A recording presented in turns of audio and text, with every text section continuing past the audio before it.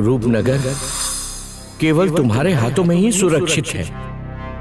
क्या सोच रही हो बेटी? चुप क्यों खड़ी हो? कुछ तो बोलो। मैं अकेले पूरे रूपनगर का दायित्व कैसे उठा सकती हूँ? दायित्व का अर्थ सिर्फ राजकाज संभालना नहीं होता। पूरे राज्य की सुरक्षा के बारे में सोचना पड़ता है। इन खरगोशों से राज्य को बचाना पड़ता है और इसके लिए युद्ध भी करना होगा। मुझसे तो एक पतंगे की भी मृत्यु नहीं देखी जाती और आप मुझसे गद्दी संभालने के लिए कह रहे हैं? हाँ, कह रहा हूँ। यही एकमात्र उपाय है बेटी। आप इतनी शीघ्रता में क्यों हैं पिताजी? आप तो अभी अस्वस्थ हैं। पहले ठीक हो जाइए, उसके बाद इस बारे में सोचिए। और फिर कुमार देव तो है ना? क्या तुम्हें मेरे निर्णय पर विश्वास नहीं है रूपमती? याद रखना, मैं केवल तुम्हारा पिता नहीं हूं, इस राज्य का राजा भी हूं।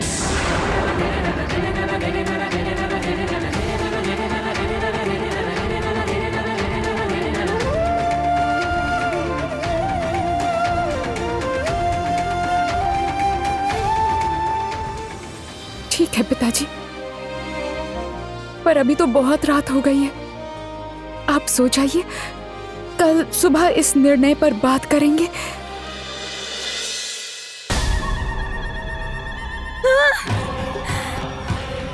विक्रमदेव, वो विक्रमदेव है जो इस क्षण रूपनगर की रक्षा कर रहा है। लेकिन सच कहूँ तो विक्रमदेव तुम्हारे आगे कुछ भी नहीं है जोटिला। वो तो तुम्हारे एक आक्रमण से ही कहीं जाके छुप जाएगा। रूपनगर के राजा के अलावा जोटिला को हराने की ताकत और किसी में भी नहीं है। मुझे यकीन है विक्रमदेव की शक्ति की वजह से ही मेरा रूप बदल गया था। मेरी शक्तियां काम नहीं कर रही थी। उस अमृत जल को पाने के लिए विक्रमदेव को खत्म करना ही होगा। अरे जोटिला, वो तो तुम्हारे बाएं हाथ का खेल है। खाली हाथ बैठने से कुछ नहीं होगा। जब तक हमें उस राज्य को खत्म करने वाला कोई गद्दार नहीं मिलता, तब तक आमने सामने के युद्ध का कोई फायदा नहीं। हमें इस वक्त चाहिए एक गुप्त कातिल की आवश्यकता, और वो गुप्त कातिल छल करके राज्य महल में घुस करके राजा को खत्म कर देगा। मैं क्या कहती हूँ जोटिला, एक बार अपने माया जाल से कोशिश करके तो देखो। ये कौन सी जड़ी बूटी है? मुझे तुम्हारे माया जाल जड़ी बूटी की आवश्यकता है, पर एक नहीं, बहुत सारे। तो फिर विष को अंदर तक पहुंचाना होगा।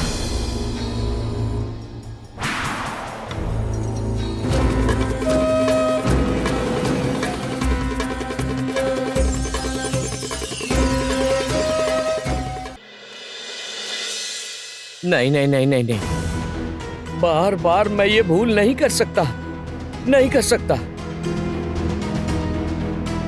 मुझे पक्का पता है रूपनगर के सिंहासन की असली उत्तराधिकारी तुम ही हो बेटी, तुम ही हो। उधर वो खरगोशा बार बार रूपनगर पे आक्रमण कर रही है। मैं महाअमृत जल की रक्षा किस प्रकार करूंगा?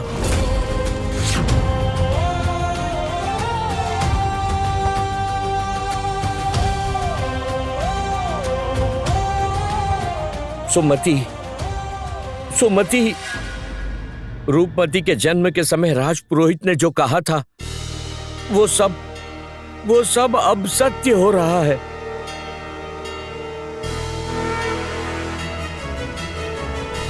क्या बात है राजपुरोहित जी, आप चिंतित दिखाई दे रहे हैं? मैंने राजकुमारी की जन्म पत्री देखी है महाराज। उनका जन्म एक विशेष मुहूर्त में हुआ है। मेरी गणना कहती है विशेष मुहूर्त में जन्म लेने वाली राजकुमारी में एक अद्भुत जादुई शक्ति है। जादुई शक्ति? राजकुमारी जब 20 वर्ष की हो जाएगी तब ये शक्ति पूरी तरह बाहर आएगी, लेकिन इससे राजकुमारी को खतरा भी हो सकता है। खतरा? ये आप क्या कह रहे हैं? अगर ऐसा है तो अब हम क्या करेंगे? इसका एक ही उपाय है, राजकुमारी को बहुत संभाल कर पालना होगा। बाहर का कोई भी, यहाँ तक कि खुद राजकुमारी को भी इसका पता नहीं चलना चाहिए कि उसमें ऐसी शक्ति है। इसके सिवाय इस खतरे को टालने का और कोई उपाय नहीं है।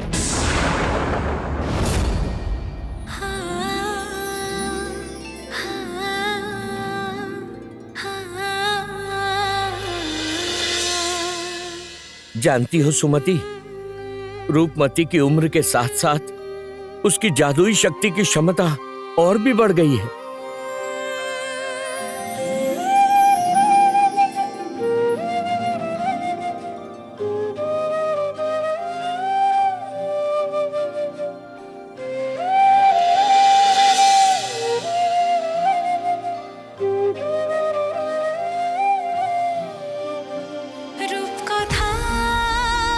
রাজকন্যা রূপমতী তুমি অনন্যা, রূপকথার রাজকন্যা রূপমতী তুমি অনন্যা, রূপমতী রূপমতী রূপমতী রূপমতী রূপমতী।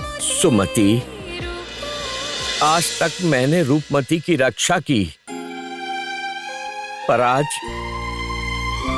राजा बनकर राज्य बचाऊं या पिता बनकर बेटी को बचाऊं?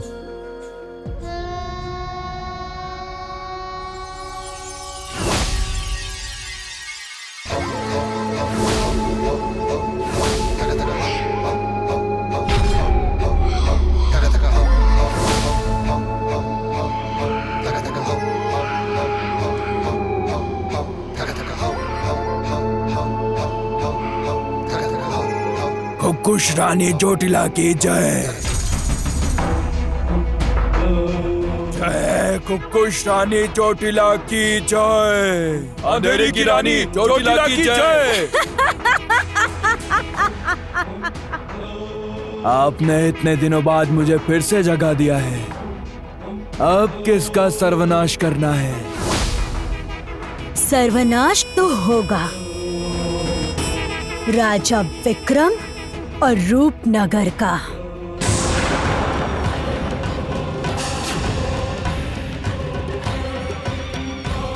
ये सही समय है, उनका अंतिम समय अब करीब आ चुका है। राजा अब कमजोर हो चुका है, वो महाअमृत जल लूटकर मैं अपने पिता विकट राज को फिर से जीवित करूंगी। कुकुश राज्य को बचाने के लिए मैं सब कुछ कर सकता हूँ, आप बस आदेश दें, मैं रूपनगर को तहस नहस कर दूंगा। सप्तमी नदी का जल सूख चुका है, उत्तर दिशा का जादुई कवच अब कमजोर है और यही सही समय है। अब तुम्हें राजा विक्रम देव को खत्म करना होगा। अभी हम विक्रम देव से युद्ध में हार के आए हैं। रानी जोटिला, क्या अभी फिर से हमला करना उचित होगा?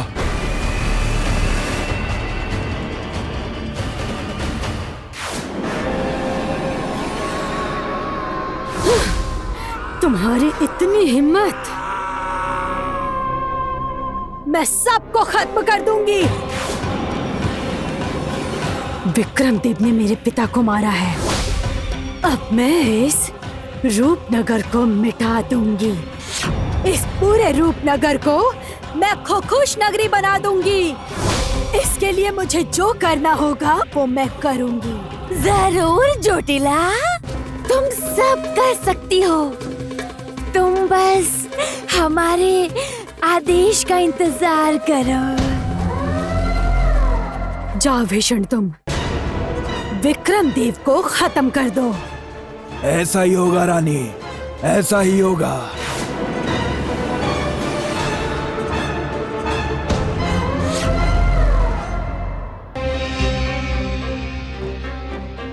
भैया, जो काम तुम्हें दिया था वो किया? मैंने प्रजा के प्रतिनिधियों को बुला लिया है। वो सब मेरे वफादार हैं। वो लोग किसी भी समय आ सकते हैं। जय रूपनगर की जय। रूपनगर की जय अब और ज्यादा दिन नहीं रहेगी। इसमें चौंकने वाली कोई बात नहीं है, क्योंकि महाराज खुद रूपनगर की सुरक्षा नहीं चाहते हैं। आप लोगों ने खुद देखा है कि कुमार कैसे खोखोश के विरुद्ध अकेला खड़ा था। उसी के डर से खोखोश यहाँ से चले गए। राजा बनने से पहले ही उसने राजधर्म का पालन किया है। सिर्फ वही है जो रूपनगर को सुरक्षित रख सकता है। ये साबित हो गया है। अवश्य ही हम लोगों को कुमारदेव ही राजा के रूप में चाहिए। लेकिन महाराज ऐसा नहीं चाहते। महाराज चाहते हैं कि रूपमती गद्दी पर बैठे। आप लोग तो सब जानते ही हो ना, वो लड़की हमेशा अपने पिता के साए में रही है और उसे युद्ध का कोई अनुभव नहीं है।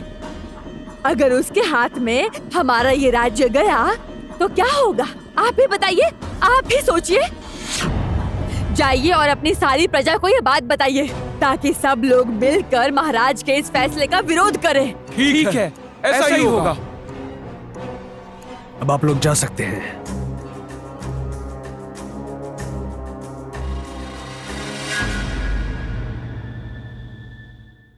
महाराज, जिस तरह से खोखोश हमारे राज्य के अंदर घुसे आ रहे हैं, इससे बहुत बड़ी समस्या खड़ी हो सकती है। रूपनगर को बचाने के लिए हमें जल्द ही कुछ करना होगा। महाराज, पड़ोसी राज्य का दूत आया है। वो आपसे भेंट करना चाहता है। उन्हें आने दो।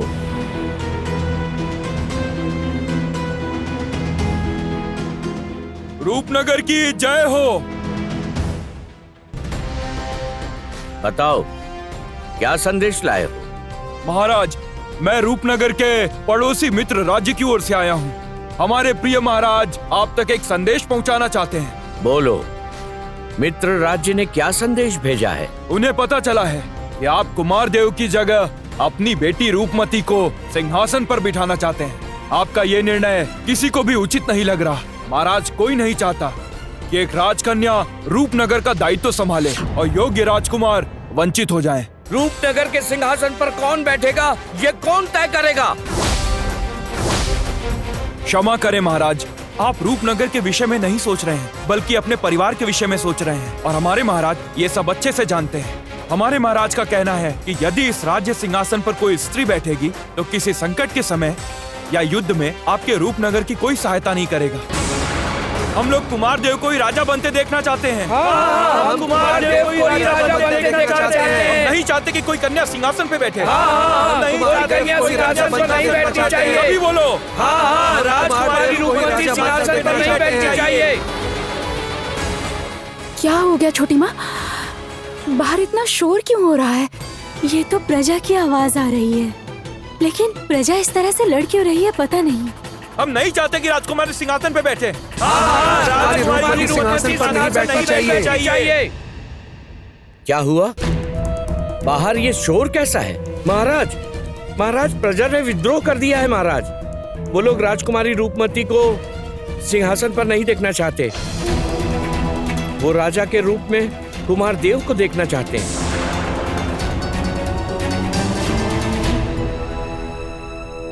मैं बहुत धर्म संकट में पड़ गया हूं सुमति। एक तरफ महान आदिदेव का आदेश और दूसरी तरफ सबका विरोध। तुम बताओ, मैं क्या करूं? कुछ समझ में नहीं आ रहा। पिताजी,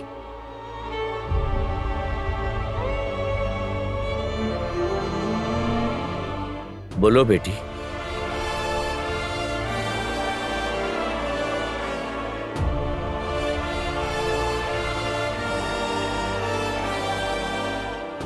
पिताजी, मुझे आपसे कुछ कहना है। हाँ हाँ, कहो ना।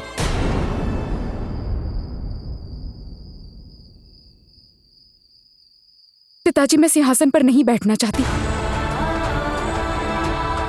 इस सिंहासन का अगर कोई असली हकदार है तो वो कुमार देव है पिताजी। ये तुम क्या कह रही हो?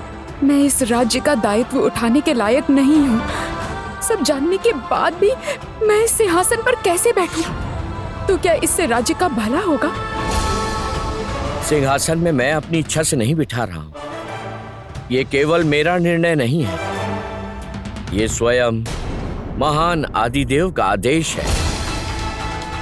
किंतु राज्य के लोग और हमारे मित्र राज्य के राजा भी कुमार को ही अगला राजा मान चुके हैं। अगर हमने कुमार को सिंहासन से वंचित कर दिया तो सबके साथ अन्याय होगा पिताजी। प्रजा की इच्छा का सम्मान करना आपका दायित्व नहीं है। इससे आपके सम्मान पर असर पड़ेगा। आपके सम्मान से बढ़कर मेरे लिए और क्या है बताइए? और हमारा परिवार, अगर मैं सिंहासन पर बैठ गई तो मेरे बैठने से राज्य का भला कैसे हो सकता है? इसीलिए मेरा इस सिंहासन को छोड़ देना बिल्कुल ठीक है पिताजी। हमारे परिवार का मान और मर्यादा महत्वपूर्ण है। ये मत भूलो बेटी कि ये परिवार महान आदिदेव का वंशज है। हम आज तक उन्हीं के निर्देशों पर चल रहे हैं और ये राज्य भी चल रहा है, और इसीलिए ये राज्य आज तक सुरक्षित रहा है। किंतु पिताजी, क्या महान आदिदेव कभी भी ऐसा चाहेंगे कि हमारे परिवार में विवाद हो, कि हमारा परिवार टूट जाए? मैं आपके आगे हाथ जोड़ती हूँ पिताजी, आप सबकी उम्मीदों को ऐसे मत तोड़िए। ठीक है, मैं कुमार देव को ही अगला राजा बनाऊंगा।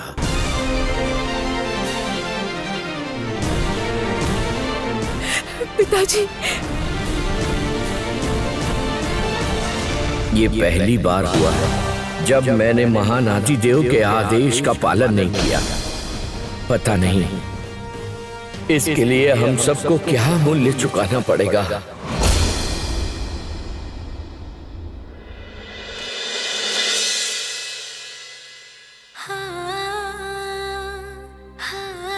दीदी, दीदी क्या कर रही हो तुम?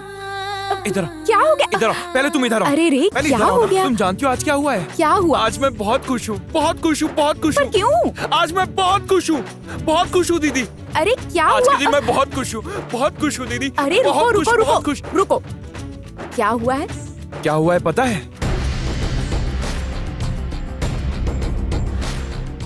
आखिरकार महाराज मुझे महाराज बनाने की घोषणा करने वाले हैं।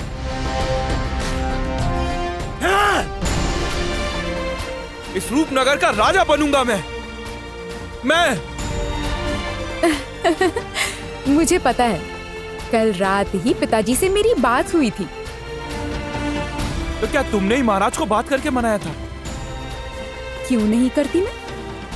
तुम तो मेरे भाई हो ना, और अगर इस रूपनगर राज्य का कोई राजा बन सकता है तो वो तुम हो। बस इसीलिए। सच में दीदी, तुमने इस बात के लिए महाराज को मनाया था? हाँ। तो फिर मुझे तुम्हें बहुत बड़ा उपहार देना होगा। क्या दूं मैं, क्या दूं? सुनो दीदी, चलो हम चलते हैं। कहाँ? उस घने जंगल में चलो। अरे रे, जंगल में मत जाओ। देखो भाई, मैं नहीं चाहती कि तुम जंगल जाकर किसी निर्दोष जानवर को जान से मार दो। तुम इतना क्यों सोचती हो दीदी? तुम एक बार मेरे साथ चलो और देखो तो मैं तुम्हें क्या उपहार देता हूँ। नहीं नहीं नहीं नहीं, जंगल तुम नहीं जा सकते, वहाँ संकट हो सकता है। क्यों जाना है जंगल? दीदी तुम इतना क्यों सोच रही हो? मैं हूं ना तुम्हारे साथ, तुम्हें कुछ भी नहीं होगा। मैं तुम्हें आज ऐसा उपहार दूंगा ना कि तुम सारा जीवन याद रखोगे। तो चलो मेरे साथ। अरे पर, मैंने बोला ना चलो मेरे साथ। अरे भाई सुनो।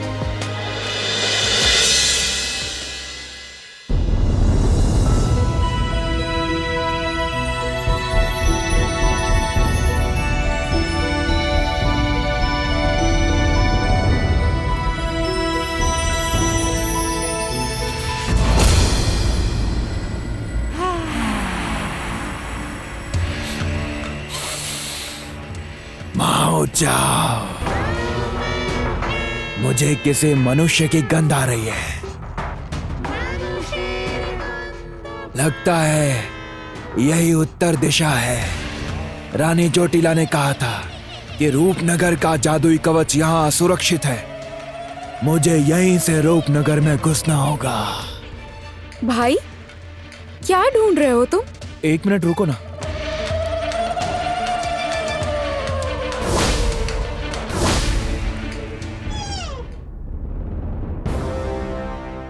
हे, भाई रुको!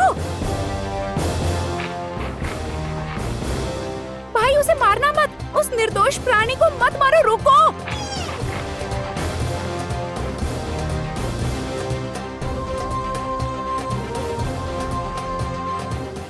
मिल गए। इनके वस्त्रों से तो ये राजमहल के लोग लगते हैं। भाई रुको! भाई हम राज्य की सीमा के पास पहुंच गए हैं, रुको! थोड़ी देर में सुरक्षा घेरा पार हो जाएगा। भाई रुको! तो फिर सबसे पहले इन्हें मारकर ही अपना काम शुरू करता हूँ।